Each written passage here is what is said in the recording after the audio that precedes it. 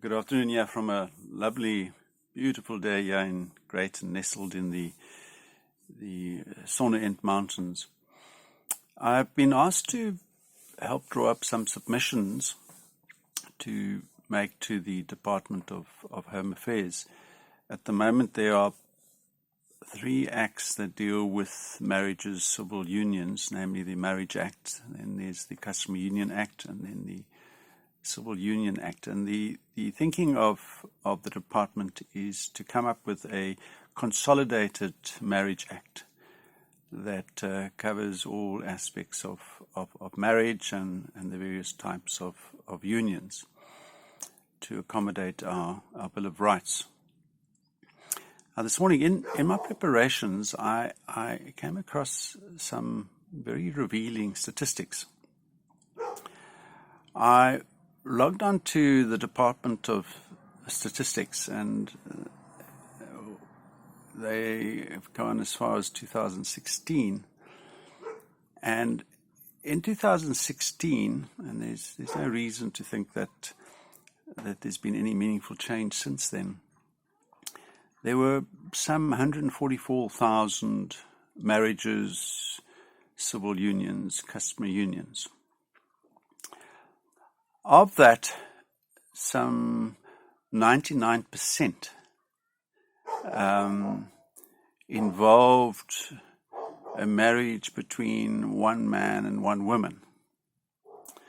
And then just less than 1% involved a union between either man and a man or a woman and a woman. In other words, same gender union. And what immediately struck me, or the question it raised for me immediately, is why then has the union between same gender folk so dominated the marriage narrative over the last few years? Not least of all in the church. And there it's either dominated by omission or by commission, where a very well-organized small group within the church has actively propagated the need for our laws to be changed so that same-gender people can be accorded the same rights as heterosexual folk. Now, I have no problem with that's what the Bill of Rights requires, that everyone be treated with equality, including sexual inclination or sexual tendencies. Although perhaps in another broadcast I'll have a look at that one and take that one through to its logical conclusion. But for now, one accepts that is in order, that people can make their own choices as to whether they want to enter into union with someone of the same gender or someone of the opposite gender. The question that I have in mind, and that what these statistics raises for me, is that 99% of the marriages are between one man and one woman. And yet in the narrative, nothing is really said about these 99% of the people. It's all about those people who want to enter into a union with someone of their own gender. And what that raised for me was, why have we allowed this to become the dominant narrative? In effect, the sexual choices, sexual preferences of individuals. Why have we allowed that to become the dominant narrative when it comes to the institution of marriage? An institution that has been around thousands of years now, and an institution that's been central to a stable, healthy society, not least of all to raise children in.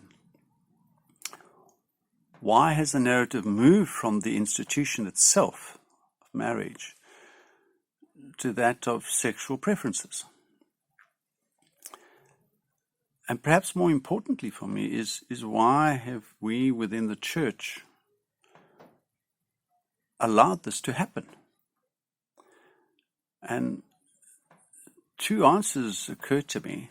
The one is a misunderstanding of what it means to love our neighbor, a misunderstanding of what it means to be inclusive as opposed to be exclusive. In other words, a misunderstanding of the need for truth, and that holding firm to truth doesn't mean that you are not loving and that you are not full of grace that Christ reflects in his life. But the other one, and perhaps the more important reason, more important answer, is that have we not perhaps allowed ourselves to be intimidated into silence? Intimidated by fear of being labeled, of being caricatured, of being stereotyped, where if we don't buy into this narrative, then we become homophobic, we become exclusive, we become discriminatory, we become ultra-far right-wing. And of course, the real problem in this regard for the church is when Jesus was asked about marriage, he quoted Genesis 2, which is very clear that marriage is between one man and one woman. It made me wonder if in South Africa today, if Jesus were to come and live here with us, whether he wouldn't land up like happened 2,000 years ago, firstly being reported to the Human Rights Commission, and then appearing before the Equality Court for saying that marriage is between one man and one woman. Makes one think. Thank you.